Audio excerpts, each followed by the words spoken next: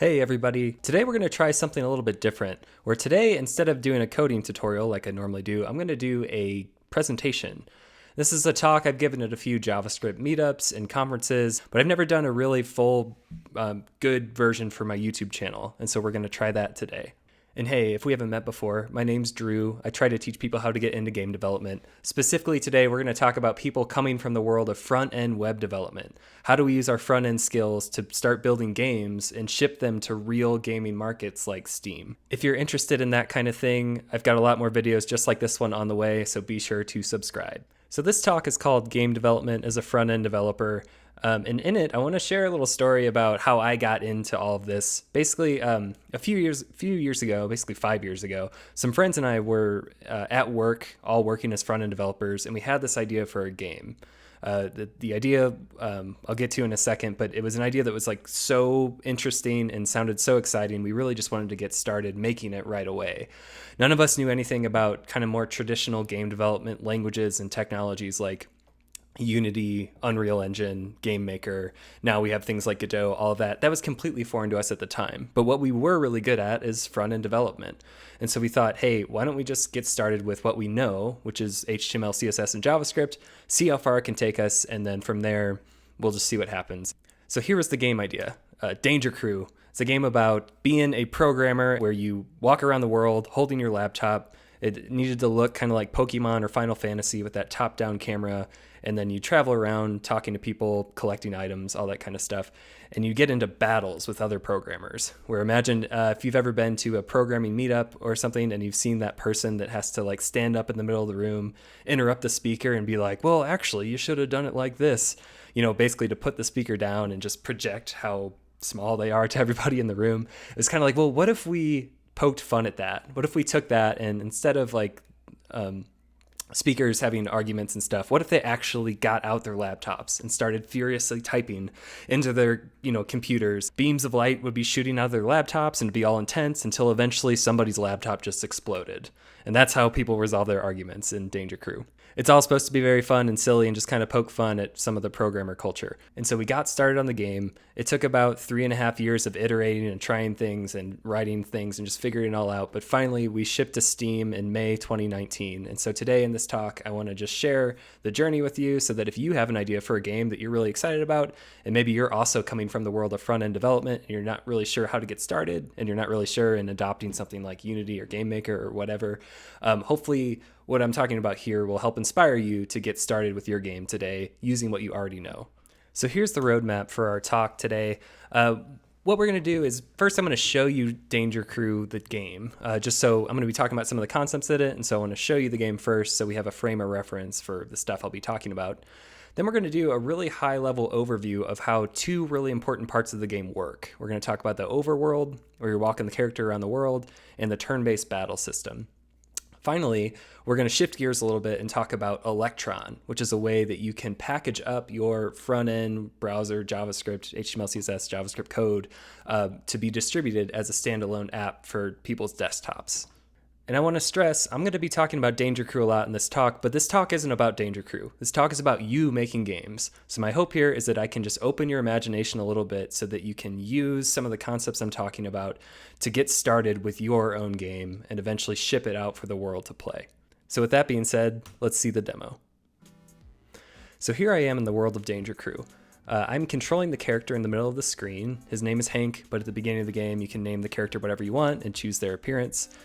He's bound to the arrow keys. So as I hold the right key down, he'll walk to the right. As I hold left down, he'll walk to the left. And you can just kind of navigate around wherever you want to go. This game also has touch support. So if I say I'm on like a touch screen or something like that, I can grab the screen with my finger and drag around to move the character around that way.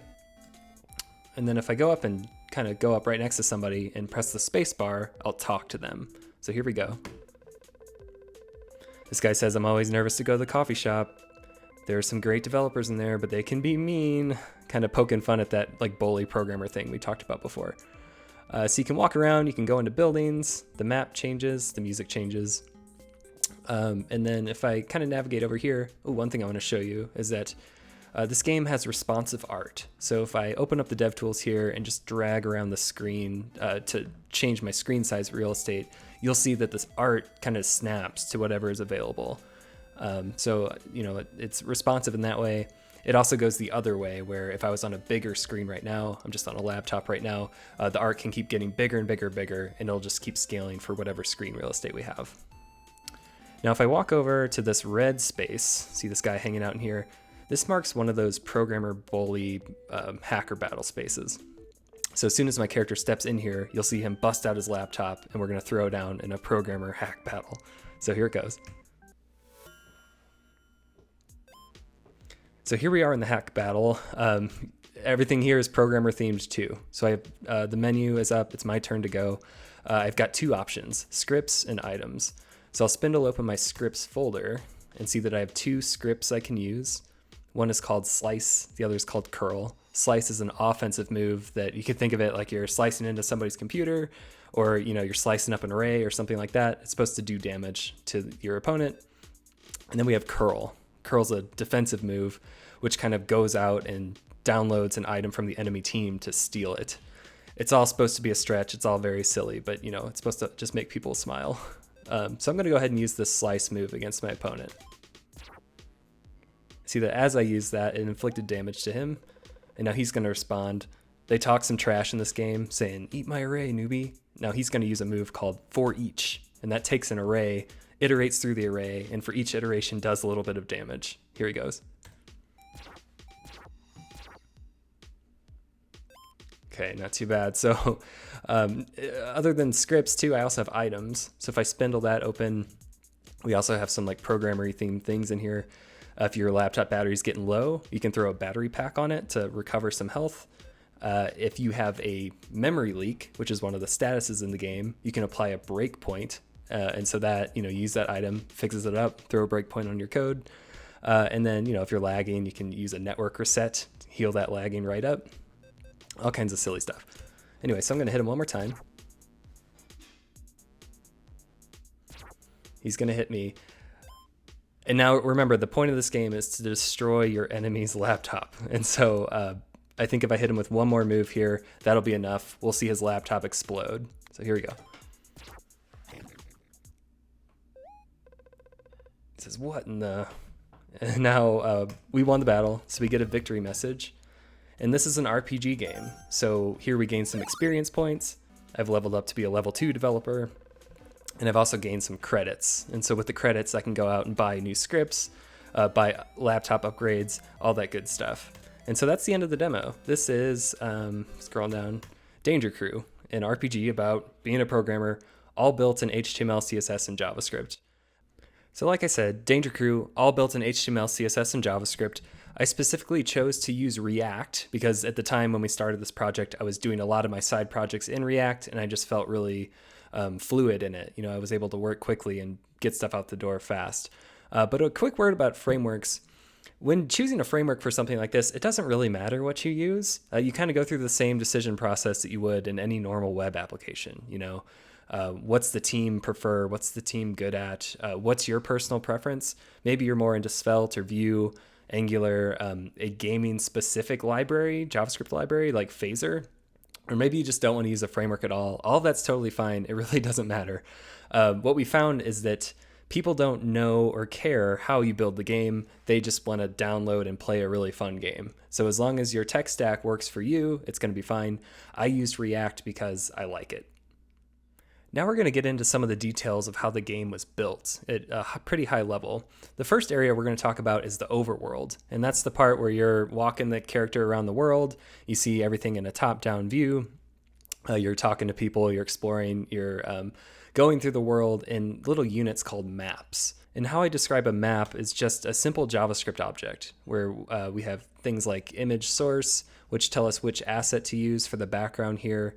We have a list of people that describe all the people in this map. Each person has an ID, a skin ID, so that tells us which appearance to use for the character, which direction they're facing. So this character is facing up at the whiteboard here. This character is facing down. And then finally, their X, Y coordinates. And that tells us where they're positioned in the map right now. We basically take these values and then multiply that by the cell size. See, we have this kind of checkerboard thing going on. And that allows us to create an inline style that absolutely positions each of these people within the map div itself. And so each of these people get rendered out as React components that take in these values as props, and that's how they know how to render. One of these characters is bound as the hero, and the hero is the one that when you press the arrow keys, that's the one that's going to move around. So as I hold the down key down, that triggers an animation loop that starts moving and easing the character towards the next Y value. And so that's kind of how the characters move around the map. And finally, we have this array of walls where you see certain spaces here, like these walls here and this desk, the chairs. If you're a character and you're trying to navigate into those walls, we don't want to let you like step on top of the desk. And so anything, any cell coordinate in this array is off limits. If you try to move there, the game will stop you. And that creates that illusion of walls.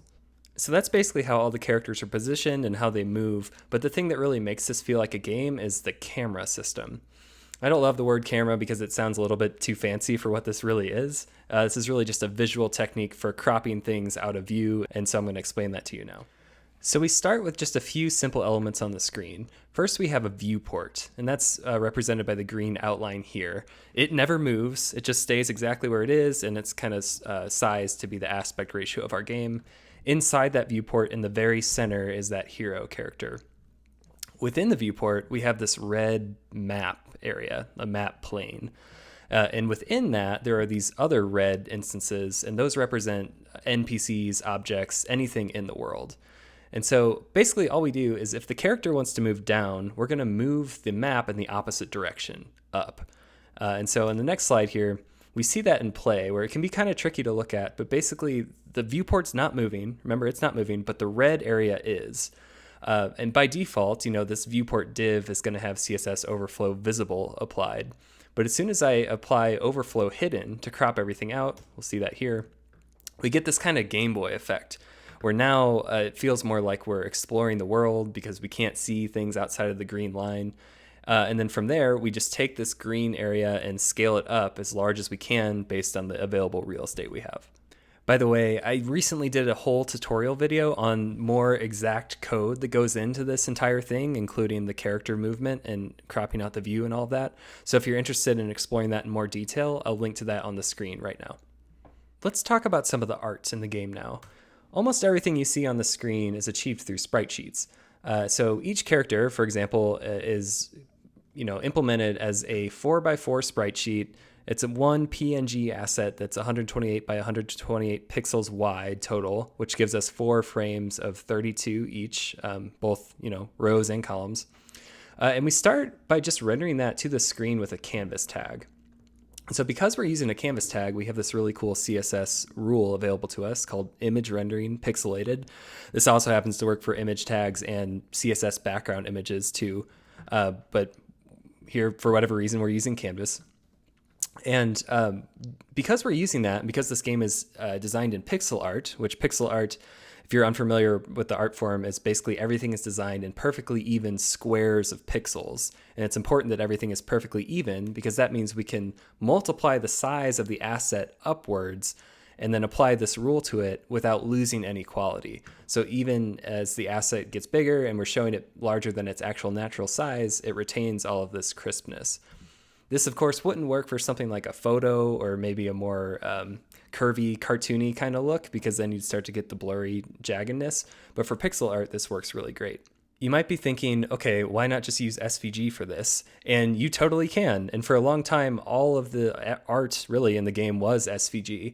But what we found is that as the art style of the game developed and we started using more colors for the characters and had more details to them, the file sizes of those SVGs started getting really huge. And it was important for us that this game was always playable in a web browser too, because it was never really supposed to go on Steam. That was like a later thing that happened. It was always just supposed to be a website.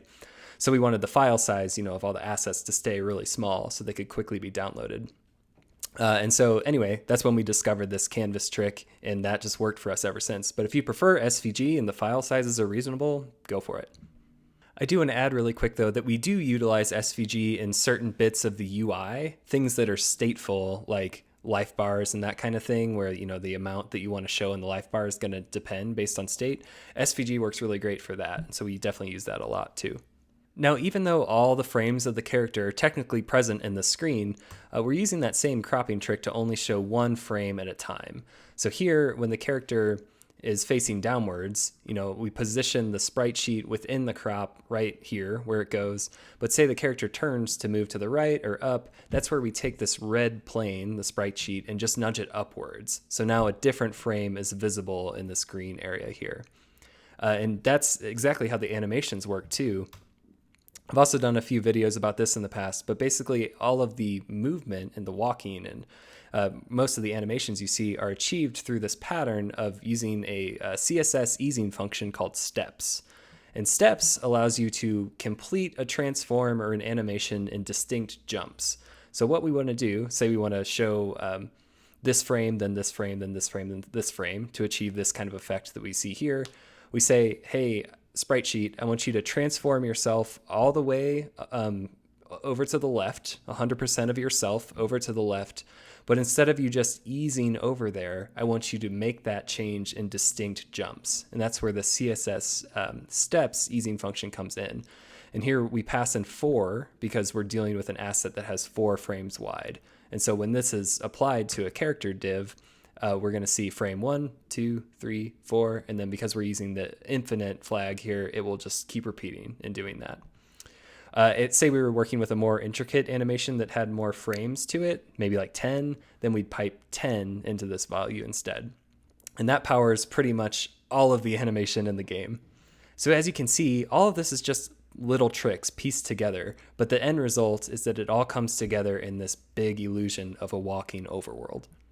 The next area of the game we're going to take a look at are these turn-based battles. That's where, I'm on my laptop, you're on your laptop, and we're furiously typing terminal commands at each other to blow each other's laptops up. Basically, there's a lot of similarities with the overworld, but there's definitely some differences here. But here's an example of a battle. Basically, on the left, we start with a list of combatants. And so here, similar to the overworld, each combatant or each person in the battle has an ID. They have a name, which appears on the UI here. They've got max health and their current health, which we use to display a fraction on the life bar. They either belong to Team 1 or Team 2. And so Team 1 is going to be the player team. And the React app knows, like, hey, this character's on Team 1. So when you're placing them, they go down here, and they're kind of facing upwards. Or Team 2, conversely, gets positioned up here. Danger Crew, you can have typically like 3-on-3 battles, but you can have as many combatants as you want, really. So the app just knows how to position people based on the different combinations you have. We also have this concept of a danger meter here, which the danger meter is similar to games like Overwatch or similar, where you charge up a big, powerful move over time, like an ultimate or a super, something like that. Now, the objective in the game is, again, to destroy your enemy's laptop, and you do that by getting their HP down to 0. And so to do that, we take turns submitting those actions from the menu that we saw in the demo. And so the actions are just also modeled as kind of little data objects here. Here's an example of Slice, the move we used quite a bit in the demo. Each action has a key. It basically lives in this big database object of all the actions in the game. There's a name and a description, which tells the character kind of what they do, or tells the player what they do. There's an icon type, which tells it which icon to use here for a little bit of branding, like attack moves, use the knife, that kind of thing. And then if you use this move and it's successful and it's valid, we return, using the success events method, we take into account the caster and targets and return a list of events that should play out on the battlefield.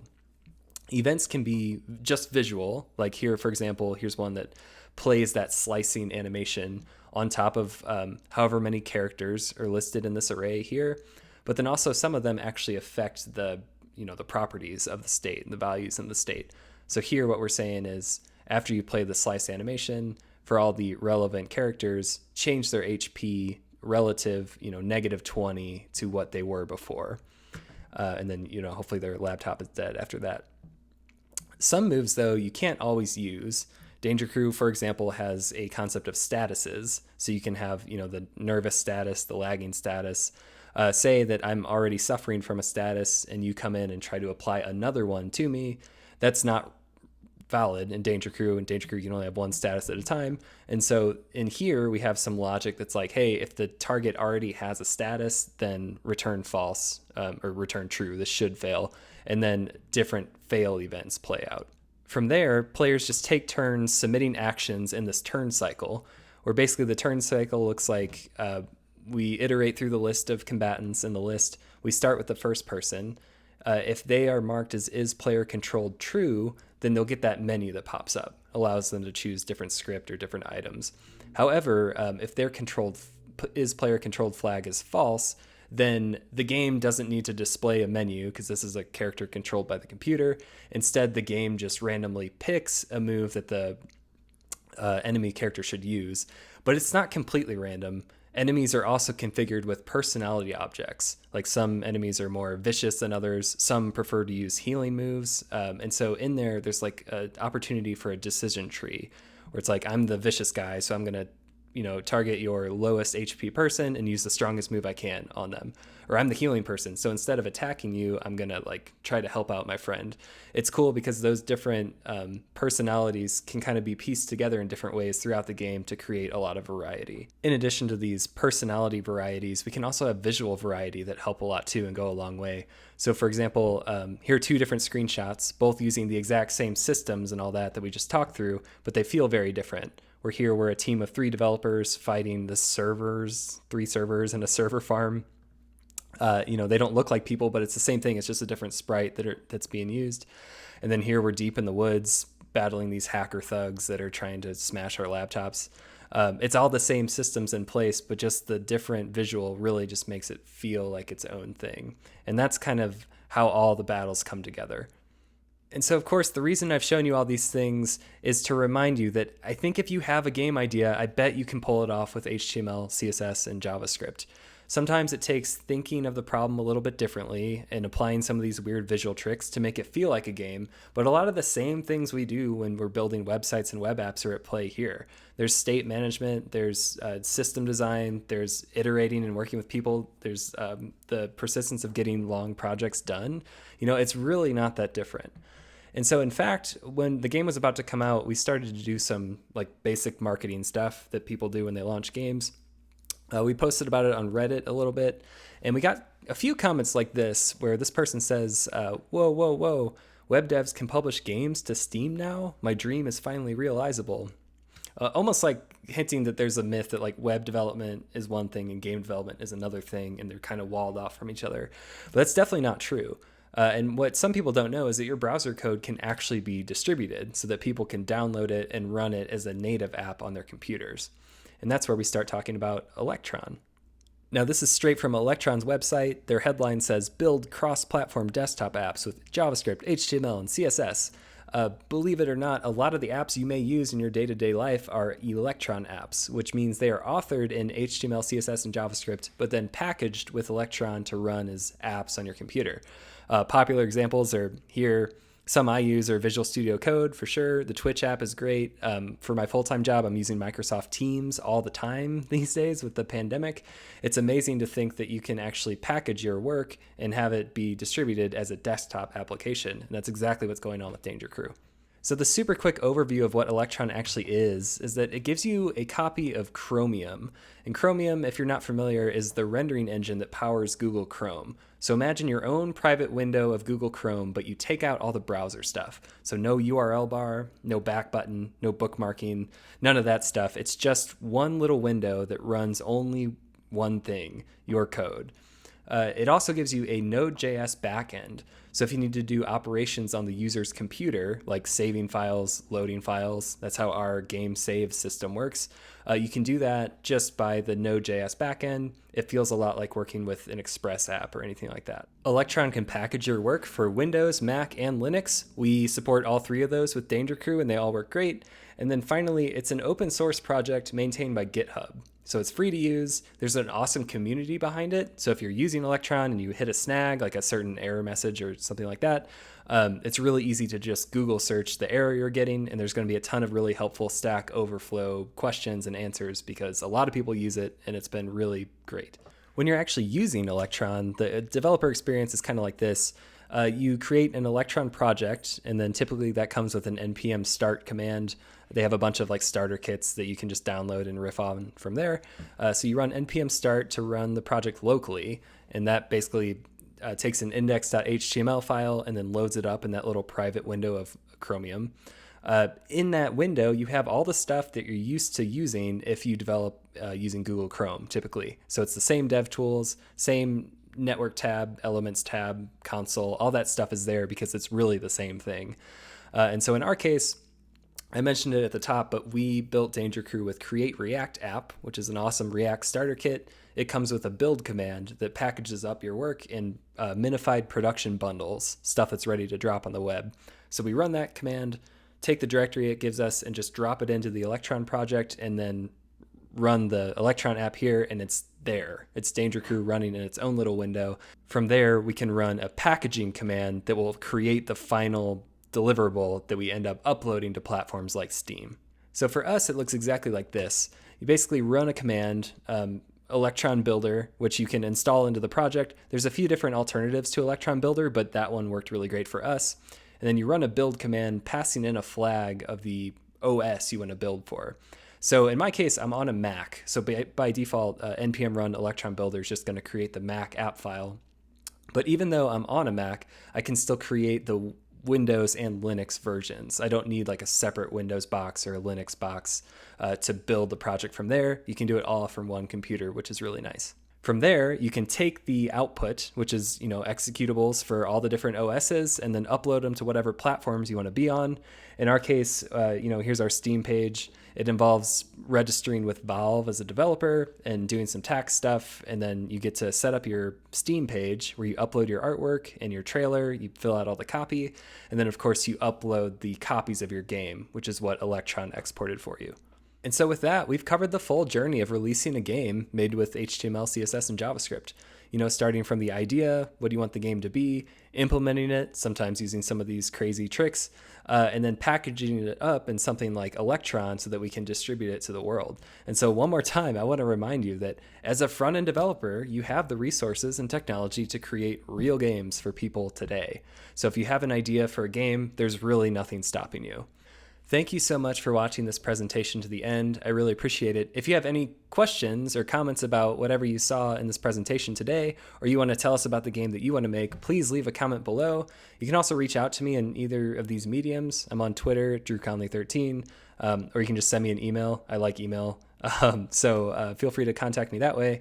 And if you want to check out the game that I showed today, our website's thedangercrew.com. All the links are...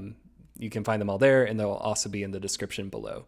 If you got some value out of this today, I really appreciate the like button, and just a reminder that I do create videos about getting into game development, covering all different kinds of technologies and ways to do it on this channel. So if you like that kind of thing, please subscribe. We also have a small and growing Discord of people that make and play indie games. So if you're into that kind of thing, join us there. We can hang out and talk there.